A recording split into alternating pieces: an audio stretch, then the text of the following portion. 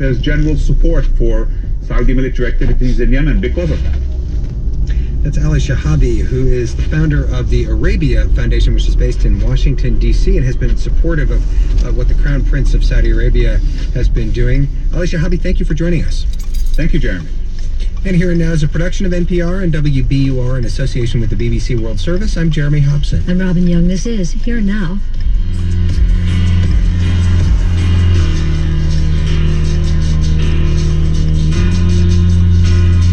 Funding for Here and Now comes from the listeners of WBUR Boston and the Maine Office of Tourism, offering travelers an opportunity to explore and discover their very own Maine thing, to be inspired, be original, and be yourself at MaineQuarterly.com.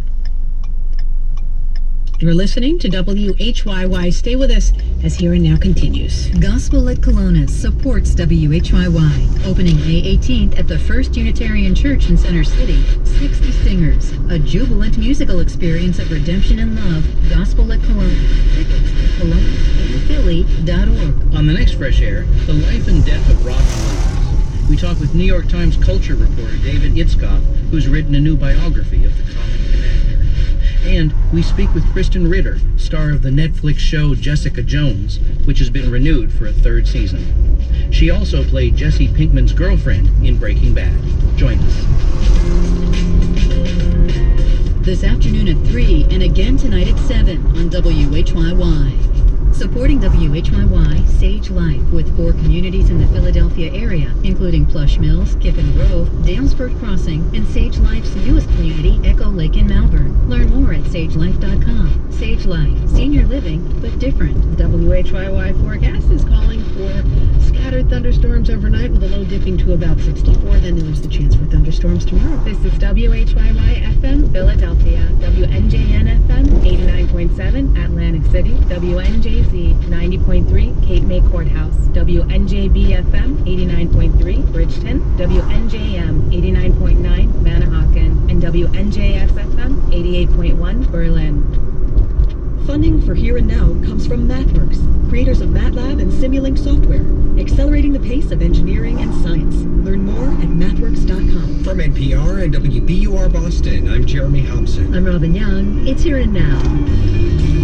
Coming up, Middle Eastern scholar Rami Khoury on how today's embassy move looks to Palestinians. The symbolism is just enormous, where you have foreign powers playing with the Palestinians, playing with their rights, disregarding international law, doing whatever they want because they feel that they have the power and they can do whatever they want. Also, states have needle exchanges to curb disease from dirty needles. Las Vegas is distributing clean ones through vending machines. And 20 years to the day after the last Seinfeld episode aired, we'll talk with comedian Carol Leifer about her days in the writer's room. And you know, when you pitched to Larry and Jerry, it was a tough room. You had to go in and you had to grab them quick, because if you didn't, it was curtains. Coming up, Here and Now. News is first. Live from NPR News in Washington, I'm Lori London. Gaza officials say Israeli soldiers have killed at least 52 Palestinians in protests today on the Gaza border. Israel says Gaza's Hamas authorities are fueling the protests and that they are violent. The Israeli army says it targeted Hamas militant sites in Gaza. As NPR's Daniel Estrin reports from Gaza City. The Israeli army says hundreds have tried to breach the Israeli border fence, but none have yet succeeded. It said armed Hamas militants tried to plant explosive devices near the fence. Israel carried out airstrikes and tank fire on Hamas positions inside Gaza. In retaliation for the protests, Israel says Hamas is fueling. Palestinian officials say this was the single deadliest day in a month and a half of protests, with several teenagers killed, including a 15-year-old girl. They say more than 100 Palestinians have been killed since the start of protests in late March. Gaza health officials say they're running low on medical supplies to treat the wounded. Daniel Estrin, NPR News, Gaza City. Former Secretary of State and Democratic presidential nominee Hillary Clinton is weighing in on the upcoming summit between President Trump and North Korean leader Kim Jong-un. Speaking to the Australia Broadcasting Corporation while in Sydney, Clinton says she hopes negotiations work, but that the U.S. has been down this road before. They've made promises, and then within a year or more, it's determined that they have broken those promises. So I think it's certainly hopeful, but I can't be either optimistic or pessimistic at this time. Clinton says she would cheer a positive outcome with North Korea, provided that it is both verifiable and sustainable. The U.S. Supreme Court has struck down a federal ban on sports betting. As Charles Lane from member station WSHU reports, the ruling frees states to legalize, regulate, and tax a new market worth billions of dollars. Right now, the vast majority of sports betting happens either online through offshore companies or through black market bookies. John Holden studies sports betting and sports corruption at Florida State University. He expects New Jersey, Delaware, and Mississippi to be among the first states to legalize gambling on sports. We've seen a number of states introduce bills over the last year. I think in the first year, it would be reasonable to see maybe 5 states. A number of tech companies have already built infrastructure to capitalize on legal sports betting. Daily fantasy sports companies like FanDuel and DraftKings have already built the customer base. The next question the industry is asking is how states will regulate it, if it can be done only in brick and mortar or also online. For NPR News, I'm Charles Lang. She was best known for her role as Lois Lane in the Superman films of the 70s and 80s. Canadian-born actress Margot Kidder has died at the age of 69 at her home in Livingston, Montana. Cause of death not yet known. This is NPR. Support for NPR comes from NPR stations. Other contributors include Jones Day, an integrated partnership collaboratively providing legal services for more than a century. 43 offices, 5 continents, serving clients as one firm worldwide. Learn more at jonesday.com. You're listening to WHYY. We've got hazy skies, and the temperature in Philadelphia stands at 70 degrees. Good afternoon. I'm Mary Cummings Jordan, WHYY News. Pennsylvania regulators are predicting when sports betting will begin legally in the Commonwealth now that the U.S. Supreme Court has struck down a federal law which barred gambling on sports in most states. The Pennsylvania Gaming Control Board says its staff must first write regulations that the agency's 7-member board must then approve. State lawmakers, with some foresight, legalized sports betting last October in a sweeping casino expansion law. Owners of the state's 12 licensed casinos can pay $10 million to operate sports betting at the casino or another facility or online. The state tax rate is 34%. Legislation which would try to prevent accidents as hazardous intersections has been approved by a Philadelphia City Council committee. As WHYY's Tom McDonald reports, 96 people were killed in traffic crashes in the city last year. 40 of them pedestrians, 3 were cyclists. Councilman Curtis Jones says the bill requires a review of hazardous intersections within 60 days if a council member requests it. We want to know if there's something that we can do, whether it's to add a stoplight, stop sign, or a speed bump, create a safety assist through the streets department. Marge Chance of the American Association of Retired Persons says too many people are being hurt or killed in Philadelphia streets. Crossing the street should not mean crossing your fingers. Yet every hour, pedestrians and others use of our roadways are killed because a street crosswalk or an intersection is unsafe. No one testified against the bill. City officials say they're working to pass a different bill authorizing speed enforcement cameras to slow down drivers.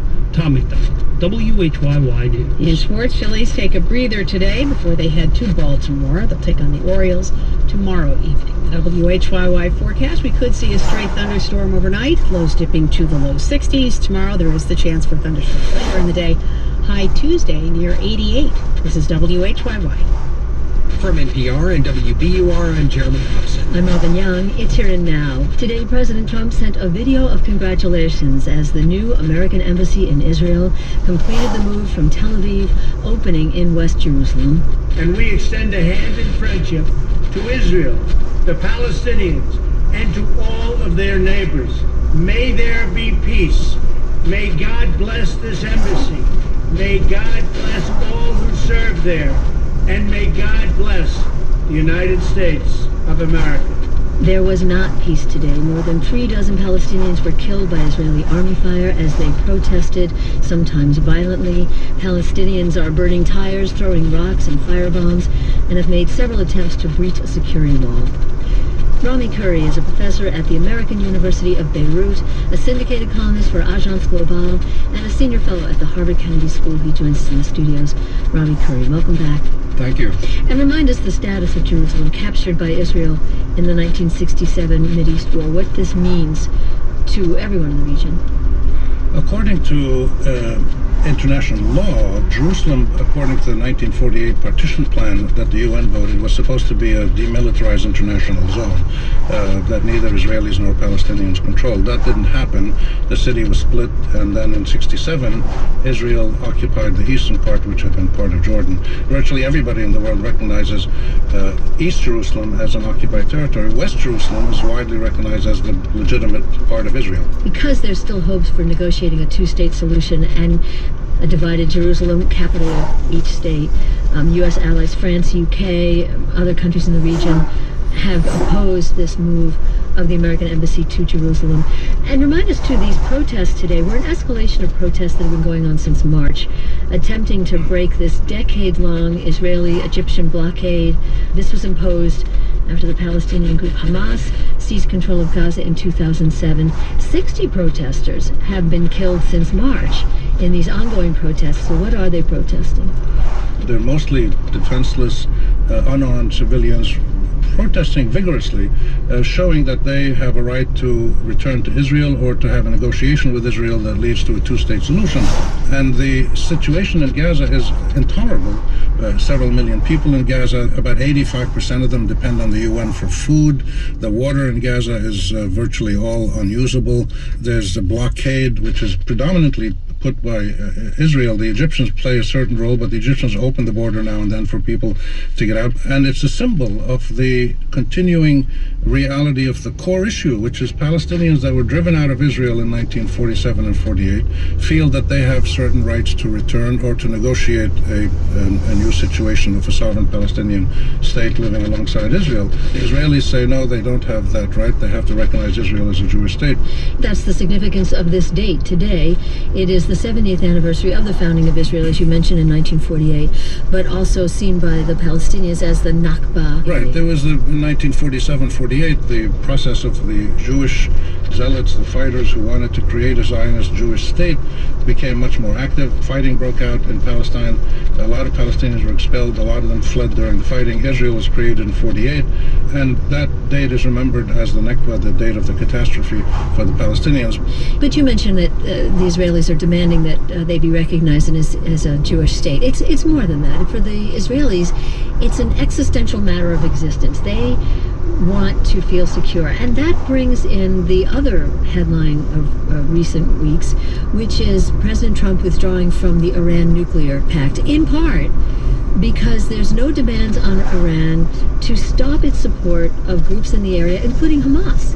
And this is part of what Israel wants. They want more guarantee of security. Your thoughts on the impact of that other storyline that's going on while we're watching what's happening today?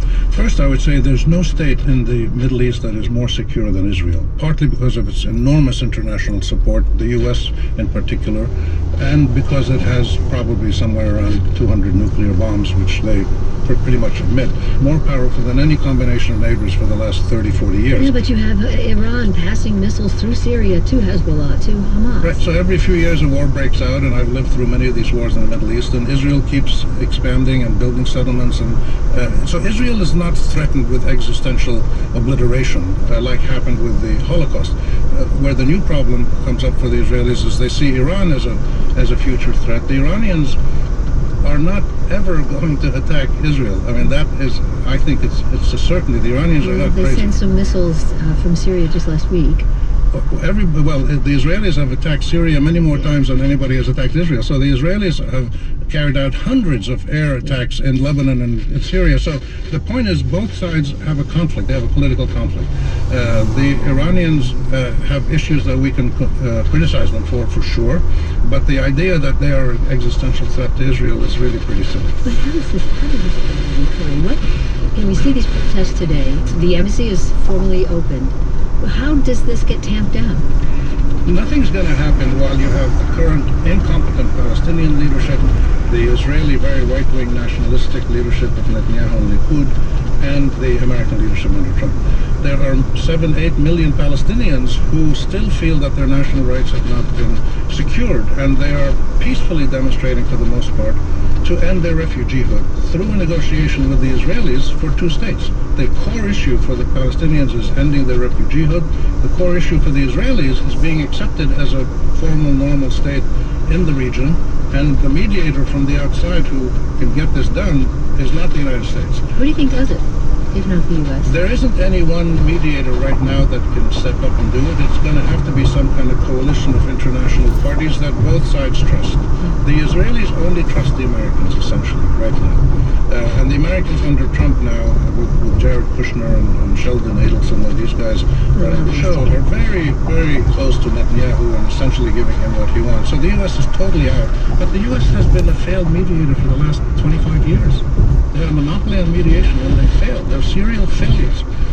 So there has to be a more international effort focused on the rule of international law that gives both sides equal rights. Rami Curry, a professor at the American University in Beirut, longtime syndicated columnist in the region and a senior fellow at the Harvard Kennedy School. Rami, thanks as always. Thanks for having me. The suspect in California's Golden State Killer case is scheduled to be in a Sacramento courtroom today. He's been charged with 12 murders. But so far, prosecutors haven't charged him with the nearly 50 rapes they say he also committed. They may have run out of time legally.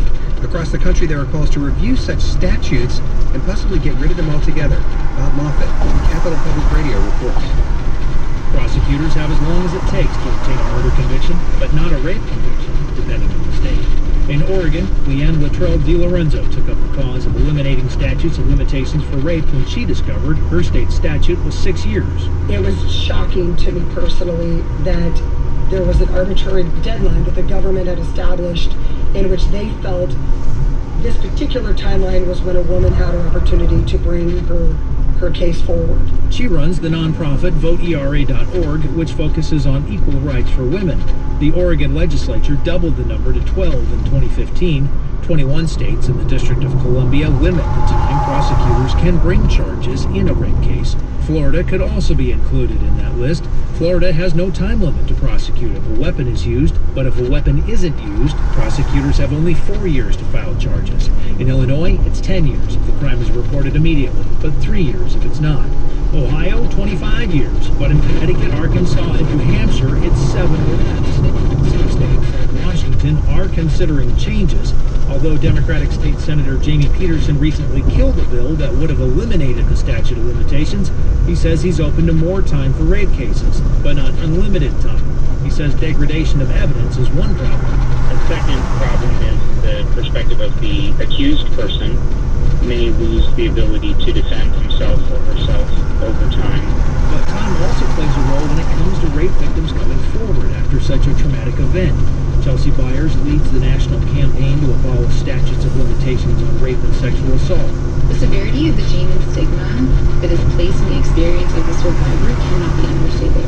She says the fear of reporting an attack to an authority figure or a family member can also be a significant barrier for many to overcome and often reignites trauma from the attack. Even when victims come forward, failure by law enforcement to process evidence can delay or even prevent justice. The Joyful Heart Foundation says more than 225,000 untested rape kits sit on law enforcement shelves in 30 states, with an unknown number in the other 20. Some agencies destroyed the kits when the statute of limitations ran out. That's prompted some changes. Some states have lifted the time restriction if DNA evidence was collected at the time of the attack. But even if every state changes its rules, the U.S. Supreme Court says they can't be applied to cases retroactively. In Sacramento, Joseph James DeAngelo is charged with 2 murders in the East Area Rapist case. Investigators believe he attacked at least 50 women in the 1970s and 80s. The statute of limitations then was 6 years. Steve Grippy is the Chief Deputy District Attorney. He calls the likelihood of rape charges a long shot. I would never say no way, but it's going to be tough to prosecute those cases. Elizabeth Silva is one woman who hopes prosecutors succeed. She recently came forward to allege alleged D'Angelo raped her in 1974. She supports removal of time limits. If they catch these guys, regardless of how long it's been, we deserve justice.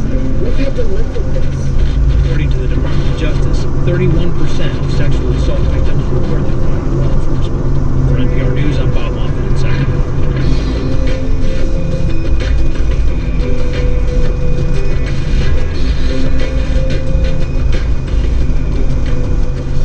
And you're listening to Here and Now. Statewide teacher protests keep spreading around the country. So what's this moment like for graduates who are about to become teachers? I need to focus on making a difference. It's hard, but it's always been hard, and it will continue being hard, so just gotta have tough skin. I'm Ari Shapiro. Teacher demonstrations plus the U.S. Embassy moves to Jerusalem this afternoon on All Things Considered from NPR News. All Things Considered begins at 4 today on WHYY. I'm Jack Lepiarz. The Supreme Court is striking down a federal law barring states from legalizing sports betting. The law had made Nevada the only state where a person could legally wager on games. The state of New Jersey's been fighting for years to legalize sports betting to help its casinos and racetracks. The Spanish region of Catalonia has elected another nationalist as president of its regional government. Quim Torra has long expressed anti-Spanish views. He was handpicked by former President Carlos Puigdemont, who's fighting extradition from Germany after leading an independence effort last year. President Trump's promising to help a Chinese company blocked by U.S. sanctions get back to business. ZTE Corp was blocked last month for violating U.S. sanctions against North Korea and Iran and misleading American regulators about it. The move comes ahead of U.S.-China trade talks later this year. You're listening to Here and Now. You're listening to Here and Now on WHYY. It's 2:19. Coming up, we'll hear about the impact of the Supreme Court's decision on sports gambling. NPR's Domenico Montanaro will join Jeremy Hobson in about 15 minutes. Also, we'll look at the growing number of needle exchange programs around the country and whether they're successful at preventing the spread of disease. That's still ahead this hour on WHYY.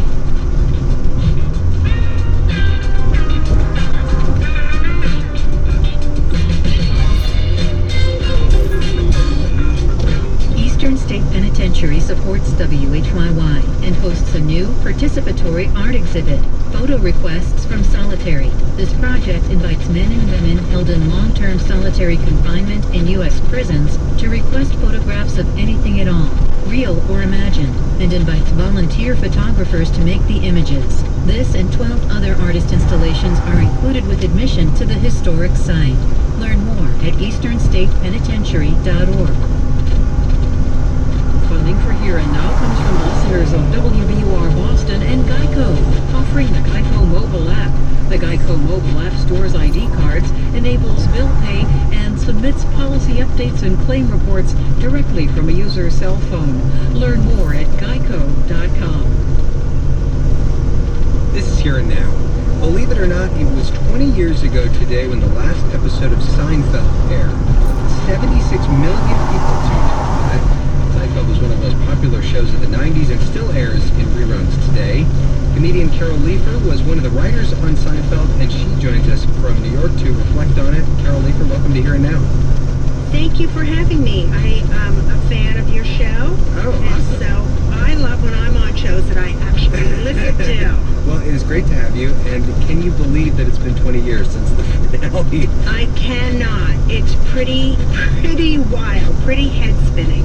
Well, you wrote for the show during seasons 5, 6, and 7, and I want to just hear a little bit from some of these episodes that you wrote for. Some of them very famous scenes, by the way. Here's a scene from The Rye. Okay. When Jerry needs a Marble Rye at the bakery and finds out that an old woman has the last one.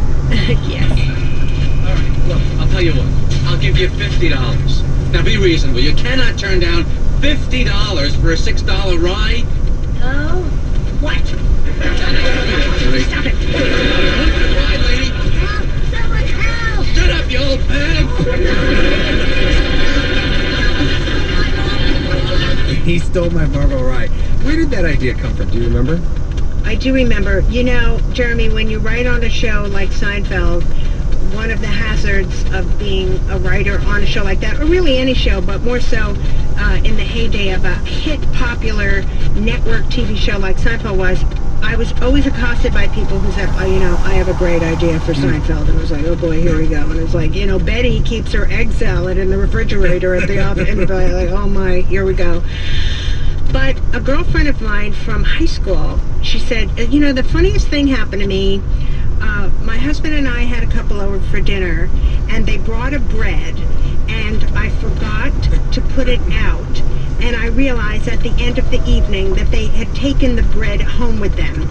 And as my friend was telling me this story, I said to her, oh my God, I cannot wait to pitch that. That is an amazing Seinfeld story. And sure enough, I went back to the office, and when you pitched to Larry and Jerry, it was a tough room. You had to go in and you had to grab them quick, because if you didn't, it was curtains. And when I pitched it, they both loved the idea and sparked to it, and that became the Marble Rye. But when you played that clip, it brought back such a memory to me, because when Jerry wrestles the Marble Rye away from the old lady and says, shut up, you old bag, we looked at each other and we said, he is so beloved a character now, Jerry Seinfeld, that he can take a Marble Rye away from an elderly woman and say, shut up, you old bag. And the audience smiles, and oh, Jerry, oh, you silly card, you. We knew that that was a special moment in Seinfeld history of belovedness. Well, and is that how the writer's room worked at Seinfeld, that people were just pitching ideas of things that had happened to them or things that had happened to friends that they knew?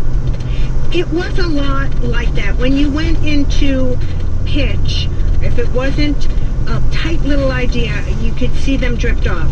So when I pitched, like, George brings a deaf woman with him to a party to lip read his ex-girlfriend's lips from across the room to find out why she broke up with him, Larry would leap out of his chair and go, that's a show, we're doing that, that's a show. And he would get really, really excited about it.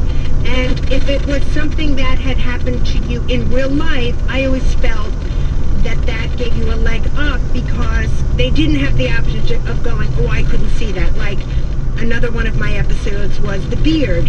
And that was culled from real life, because at the time, and here's the 20 years ago-ness of it, I had a gay male friend who worked in banking, and banking, of course, being a very conservative field, he was still closeted, but he asked me to go with him as his date to something with his bank president and his wife. So that sparked the idea of The Beard. But there were so many, like The Soup Nazi, which was a great episode written by a friend of mine, a very funny writer, Spike Feresten.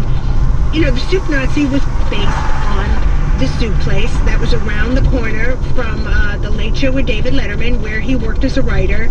So that's always been a good lesson to me also as a comedy writer, is to always be in your life, but always be outside of it looking in, because those turn out to be some of the best ideas for a comedy show. All right, here's another scene. This is from The Understudy. And this is an episode where Jerry's girlfriend is an understudy for Bette Midler, who George ends up injuring during an improv softball game in the park. Here's a scene with Kramer, who is obsessed with Bette Midler, visiting her in the hospital. Right. Hi. Yeah, I made this for you.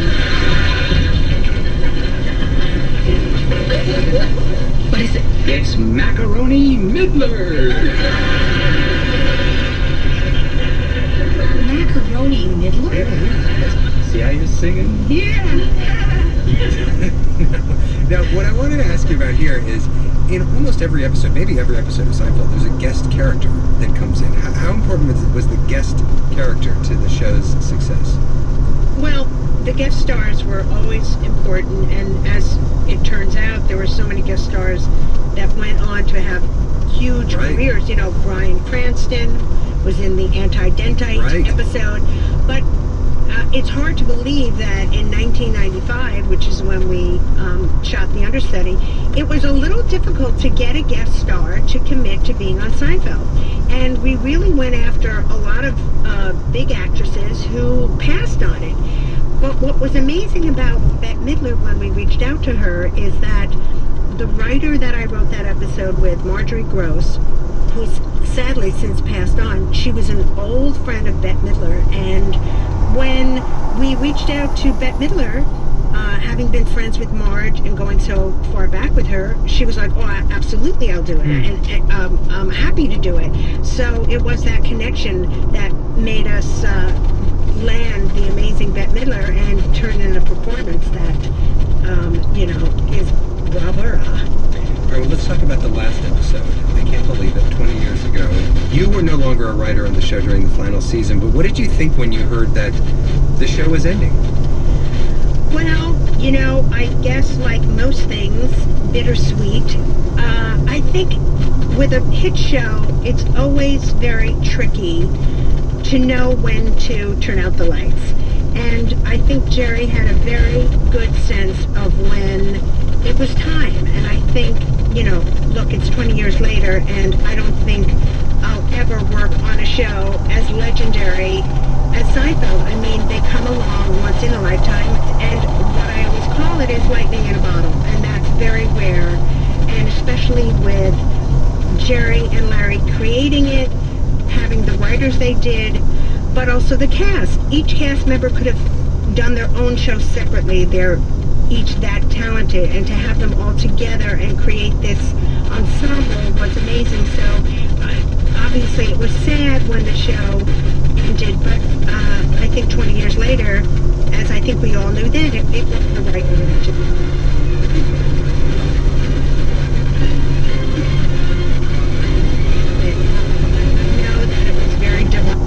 Insurance, offering a way to buy home insurance with their Home Quote Explorer tool. Custom quotes and rates are available online.